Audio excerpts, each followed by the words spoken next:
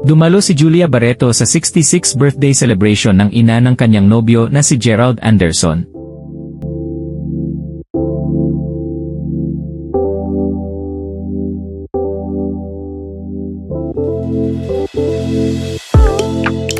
Sa mga litratong inupload ni Gerald noong September 4, 2024 makikita ang masayang bonding ng dalawa kasama ang pamilya ni Gerald sa General Santos City para sa espesyal na okasyon ng kanyang ina, si Evangeline Anderson. Maliban sa mga litratong ito, isang viral TikTok video ang umikot online, kuha mula sa birthday celebration, kung saan nagbibigay ng taos-pusong mensahe si Gerald para sa kanyang ina. Ani Gerald, happy birthday, masalamat sa lahat ng taon ng pag-aalaga at pagmamahal. Gagawin namin ang lahat para sa iyo. Ngunit sa kalagitnaan ng kanyang mensahe, medyo napatigil si Gerald dahil aminado siyang may ilang bagay na hindi pa niya kayang ibigay. Nangiti si Evangeline at sagot naman niya, wala akong hinihingi na hindi niyo kaya, anak. Ngunit sa puntong ito, bigla niyang hirit, pero sana. Magkaroon na ako ng apo.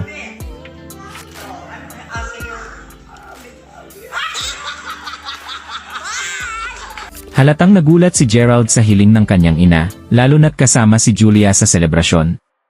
Matatanda ang bukas si Gerald sa ideyang ito, lalo na noong kanyang panayam kay Karen Davila noong Hunyo 2024. Doon ay napag-usapan nila ang posibilidad ng pagpapakasal.